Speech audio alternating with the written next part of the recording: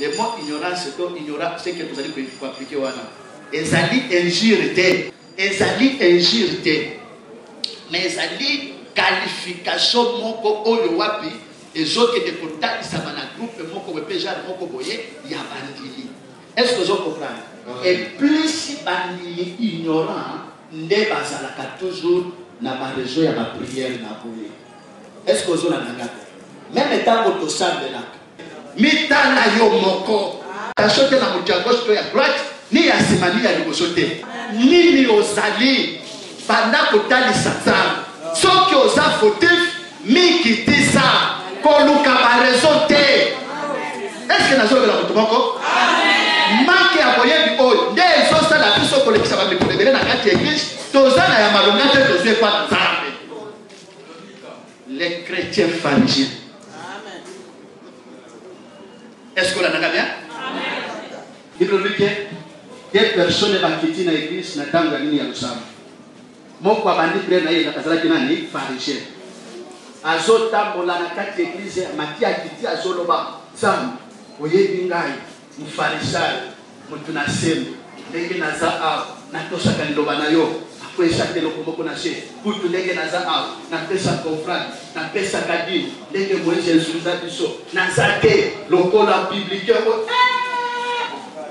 tipo que de se comparer na mutusus oyebi ndenge azobetra ye prière na yebi so que grand jour ko témoigner grandeur na ça tango siko moninga telemi balobi ke yaye ya pande balamoko nini mabolongo na chez mbuntu na chez yoka lo sako ke nkolo naza dignité liboso na yo ni ya kotombola te miso na nga na lola parce que ne se convandi naza mutu mabe. Est-ce que vous comprenez? Abandi ko libérer mabe na ye Yesu alobi ndenge nini na tango bakumi bale o babimi c'est les publicains qui étaient exaucés les pharisiens azonga ki ndenge ayelaki. Est-ce que la dégât bien? Est-ce que la dégât bien? C'est pourquoi mon étoile que soit mon ignorance wana que soit mon lokola critique que soit mon lokola injure mais ezan lokola qualité moko boy si ko posa na biso ezali ya koluka ke koma olongwa na kati ya qualité ya batu mabongo osonga mwana na nzambe ya solo wete deuxième heure o bona kembo na nzambe. Est-ce que la dégât bien? C'est ce que Jérémie a dit pour madame Makambo. Tu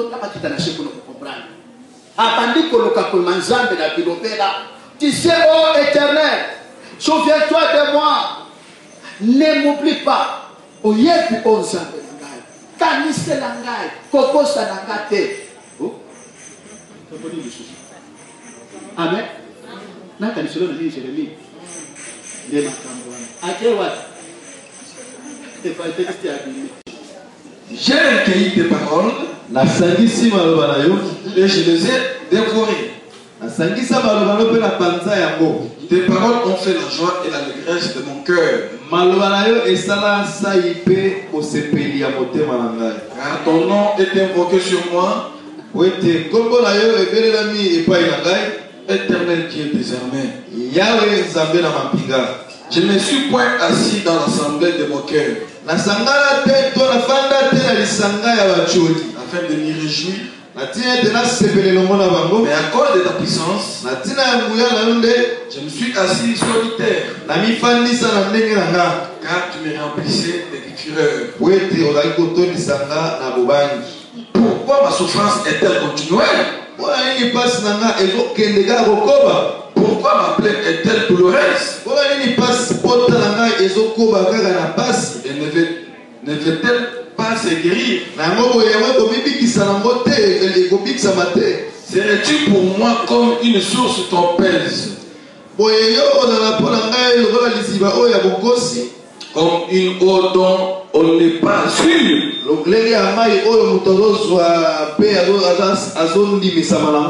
Amen. Pourquoi ma souffrance est-elle continuelle? Bon ami n'est pas si malade. Il se croyait toujours qu'il est juste. D'après lui. Et maintenant, Abandi Siko pour faire que ça l'ensemble de la bon ami n'est pas si malade. Et je crois toujours n'a pas bon langage. Pourquoi m'appeler pona nini ba pota na ngai ezali na pasi boye koleka. Pe ezali kobiki samate. Olingi okoma eloko ya lukuta pona ngai azali koyebisa Nzambe. Olingi ozala lokola mai oyo wapi mutu azali kosukisa bana yango te. Toujours kaka pona kokumba Nzambe wana. Nzambe avandi boye les juges qui sont de cœur et Amen. Alléluia. Et bien aimé. Tala, zonga na nzela omona kembo na Nzambe. Est-ce que la pasteur Jean Kitim?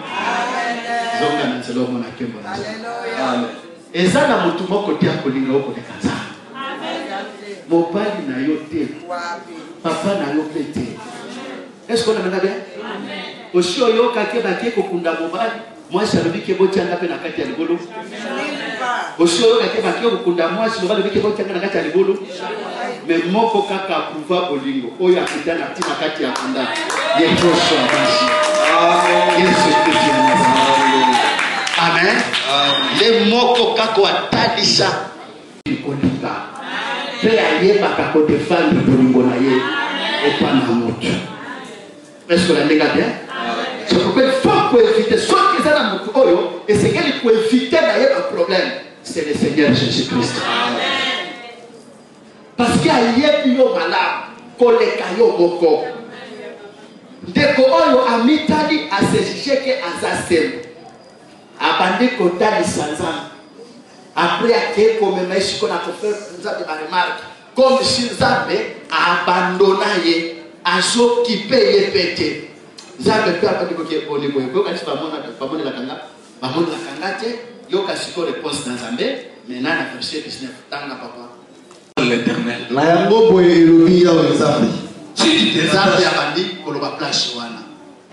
si tu te rattaches à moi, Soki ozongi kokanga balisusu mangal, Alléluia. je te répondrai. Papa. bongo ngana boyana na.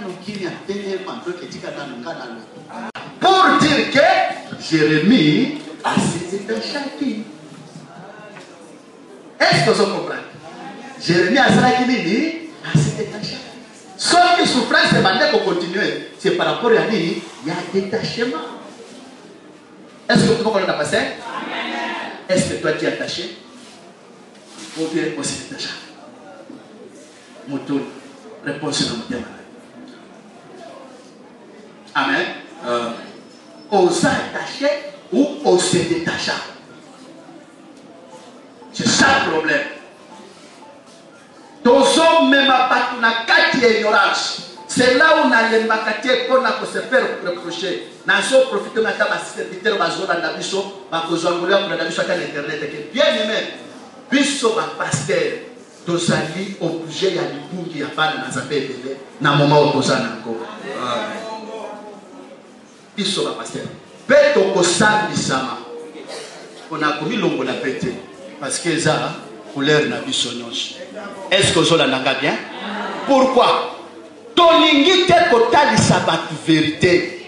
Tozo kumba batu kaka na loyenge. Kati na loyenge wana ezoke de siko ko vendre ignorance na nini na vie ya bana na Nzambe. Et maintenant siko moyen Nzambe akipe toi mi tungisama pona tina na mutu ezate. Epele bayaka na prière. Epele bakitaka. Epele bakota ka ba retraite. O pe bakoyoka bakola na biso na semaine. Bakoya pe na kati ya service. Pona quelqu'un ko lukanzana. Mais ce qui est allié, on même asiko comment côté la relation na Nzambe. Atika Nzambe kala. Mais du fait que kazoka ke bien aimé obota kate yaka. Obala kate yaka. O voyage kate yaka. Est-ce que vous comprenez? Il y a un parce qu'il y a un poste à voyager. Il y a un parce qu'il y a un poste à Kobota. Il y a un parce qu'il y a un poste à Kobala. Il y a un parce qu'il y a un poste à Mutuka. Est-ce que vous comprenez? Et tant que vous avez commis, tant qu'il y a comment vous avez un raisonnement normal. Exacté. Pasteur Nano a teité, mais Mbalamoko Kaka, lelo bokomona bikambo atiki micro akiti kuna akomi kosimba batu na mitu abandi kotindika batu ale reçoit ta délivrance, reçoit ta délivrance, reçoit ta délivrance. Bien aimé, ce n'est pas ça nga Jean kitima na kokumbo na loyenge wana te nga na zolanda lokolo na Yesu Kristo machine. Amen. Yesu abandaki kokoma na liboso pe atuni nano mutu. Est-ce que vous comprenez? Yesu a vu rapport. Si mana kozwa rapport. Est-ce que à boire qui ça qui bango balamoko puis abandi ko ça de la mona balamoko? Non, il a eu d'abord moi ta ya ko ça dialogue na polo mwana. Abengi papa, explique-moi d'abord. Makambo oyo esali tango pole. Sinde Yesu. Ebenesko. Esala kandenge nini? Sinde papa na bandi ko expliquer. Esa boko na maladi eshi nini? Mwana oyo tango mili mwana ekangaka ye ememake pe bamake prendre qu'est-ce qu'il y a juste na shimani kambwana siko liloba ya pamba nalo bandite moto abandika kamera. Est-ce que vous comprenez?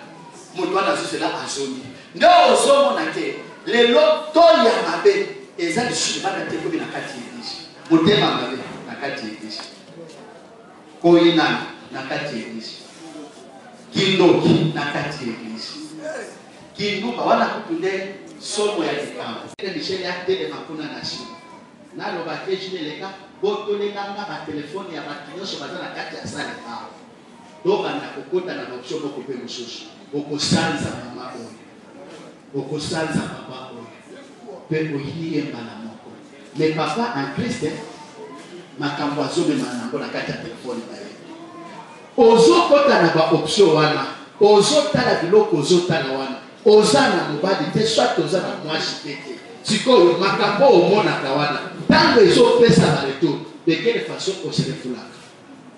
Est-ce que vous comprenez la pasteur?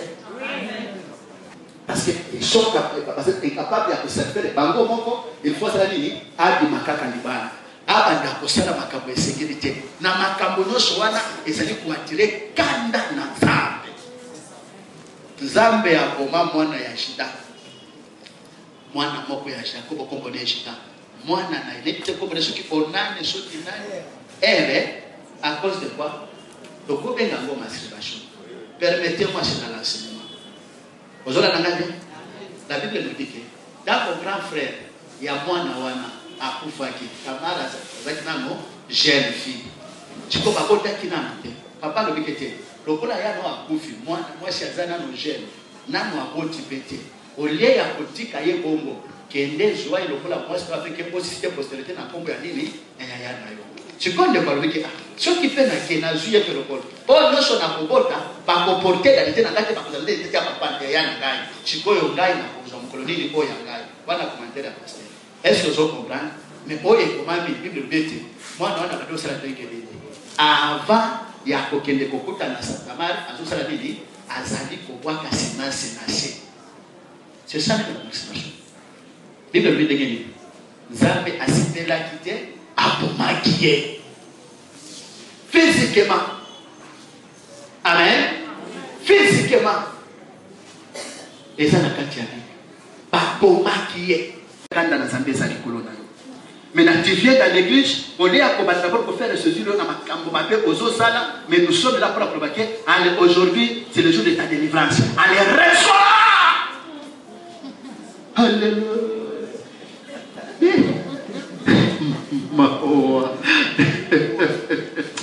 Amen. Awade. Est-ce qu'on l'a bien? Amen. Parce qu'il y a des choses là, tous on a pour arriver à défendre maloba tolobakake. Tous on a l'objectif ya ça là assez quand là église ya pas responsable. Oui. Pas responsable ça ka bato baza enseigner. Motoaza a plein de services. Comment on peut apprendre le koye bazambe pe to sanza? Nenge toza na reno na nzambe na biso. Benda bilili. Est-ce que vous commis asilisi azongi ya kote aose la bête aye papa la nini abina. Est-ce que cela va bien? Aujourd'hui tu vas recevoir ton miracle sur ton miracle. Okoyamba yango. Tu es déconnecté. Tu es déconnecté bien aimé. Olikina ye biso ndenge nini. faut mieux yoka vérité supporter vérité parce que suka na yango et comme mona bulamu ke kolinga koyoka makambo oyo ezali ko condition na potopoto pona kotia omushika na lokina sana. Amen. Jérémie a mis mon akiki azaya kokoka mais tango Nzambe afunguli munoko Jérémie a mis kuti déconnecté musika si ça va pas natika ko. Si tu te sépares ce qui est précieux de ce qui est vil, tu seras comme ma bouche. Est-ce que Ozola, ce qui est koyeba kokabola. Donc Jérémie, quel que soit le gars bande comme monde là, mais Nzambe abande comme on est à côté. Jusque là, à comment qui n'a ma kokite ya peba kososola, na kokabola makambo. Amen. Tant que okokoma na niveau te ya kososola pona kokabola makambo kotika makambo mabe pe kotika na makambo oyo eza ya malamu epesaka Nzambe lokumu bien aimé ekoza la passe pour otelema na présence na Nzambe ekoza la passe pour ete Nzambe amono pe ayoka yo pe lokolo. Est-ce que la ndinga bien? Qu'est-ce qui se cache derrière toi? Amen.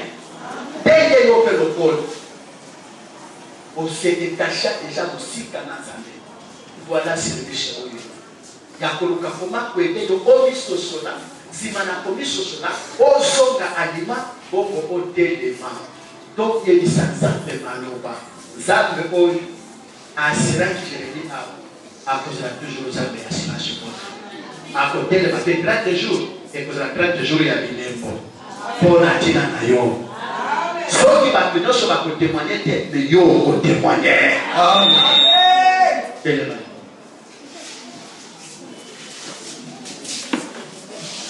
Simbana na moninga.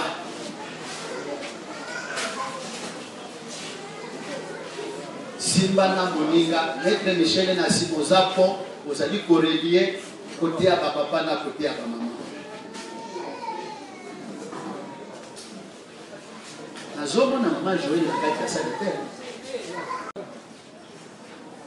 Soki sama na mutu aza pembeni na yo ke asimbi yo. Oyo aza ko partager même pensée na biso. Bien aimé, reçois les biens. Mais oyo nyonso aza na pensée mosusu ke ya biso. Azali infiltré na mission ya ko compliquer biso. Nzambe oyo tozofela. Est-ce qu'on a bien?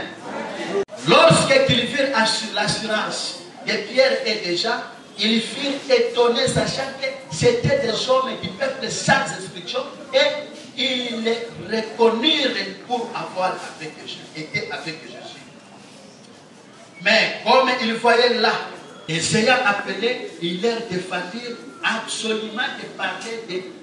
Attendez, ils levèrent à Dieu la voix tous ensemble, banana Nzambe.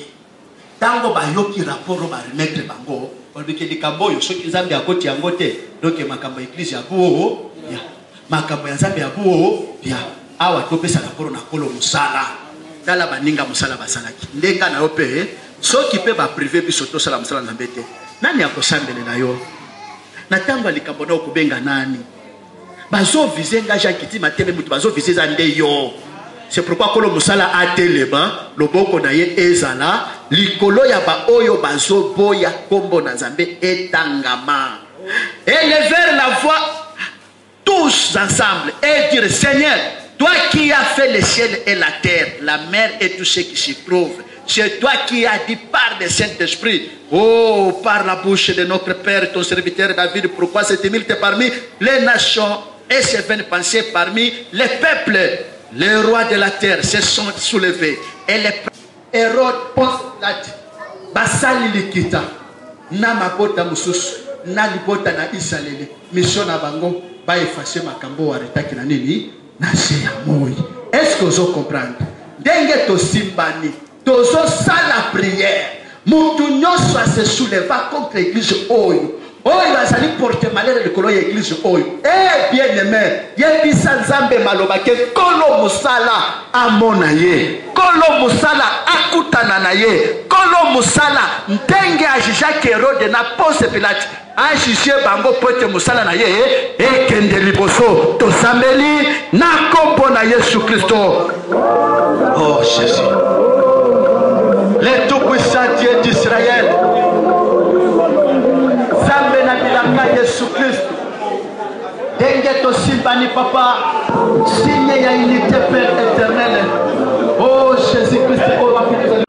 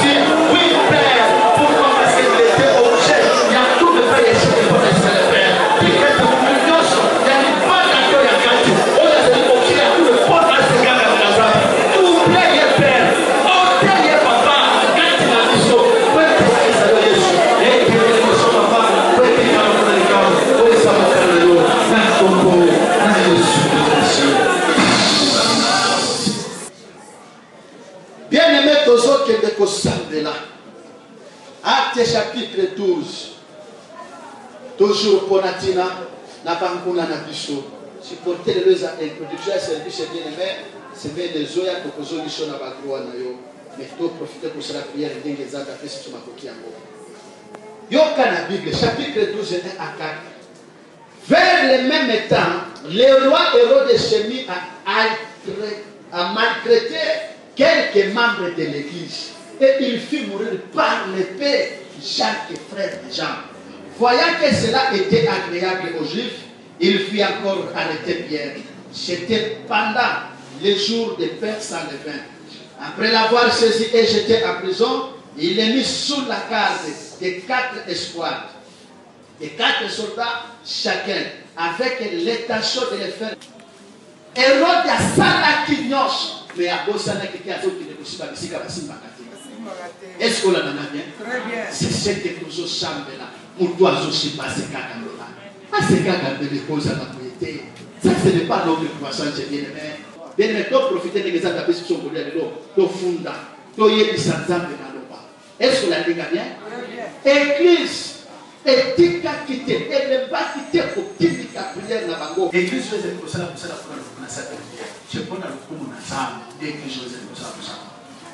Ndenge biso tokendaka na lelo na bango te bango mpe baya mpe na lelo na biso te soki oza ndoki na ntongo ya lelo toyebisi yo bisika koloba kosi omona eloki nanga omonanga ube natuna yo ndenge nini lelo kozaki titre kobia makila ya bato oyokanga natuna yo Chico, pourquoi il y a pour la persécution il y a église oyo na souci à pas faiblir peut effacer grâce à ces cas comme là ndenge nzambe asokipaki na Hérode pe a efasaki epointe église eke de boso asokipe pe na ndoki wana nganga wana ezala na kotia ba papa kotia ba mama ezala na kati ya bisika tozali ezala na afemi oyo na entourage ya ba voisin na kati ya quartier ndoki nganga azo mystérieux na kati ya makambo église ya seka kambela ndenge nzambe agisaki contre Hérode agir contre bango s'il s'agit atako ya bibemedisi na kati ya beni tomona yango oyo église kabetikala na kimia osambeli na kombo na Yesu Kristo ofongwa mite la Bible nous dit que ndenge ozalaki yo ozali lelo mpe okotikala seko na seko kati ya mpe ya chisi parce que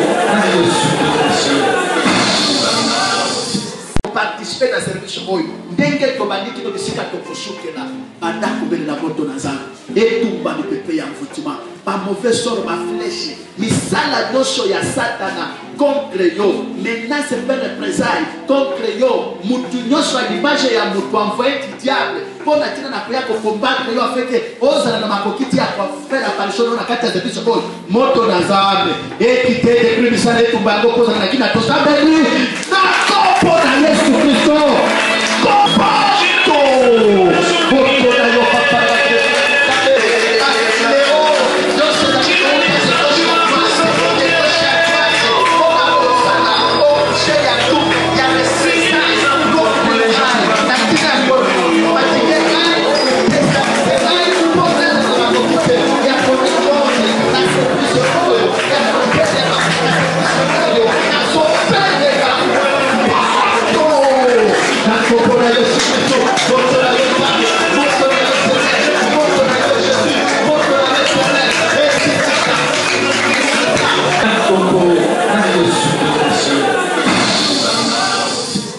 banda lobi tibisika tokusukila le 24 ya septembre nini oligiza ya sala nini oligiza ya sala oyo ko confesser na munoko na yo ne kuzana makokia ko kisa pepe kola amen banda ko takisa peke kolo na koti na service oyo na zangi me kusiki sana kusisa service oyo na lomba na fuzaki na koma na kushuki amen na yaki na maladi Odimana ngai papa na suka service onabi mana lupiko banda kuyebisa ndenge okomona malamu banda te tosambeli na kopo na Yesu Kristo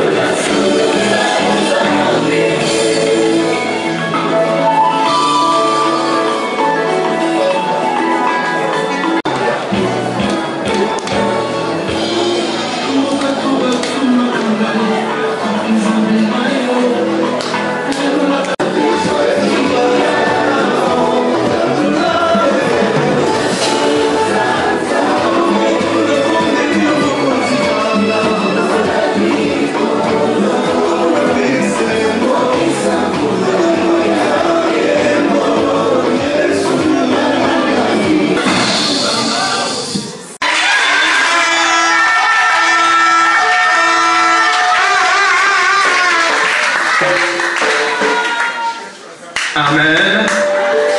Zambe na likolo apambola yo.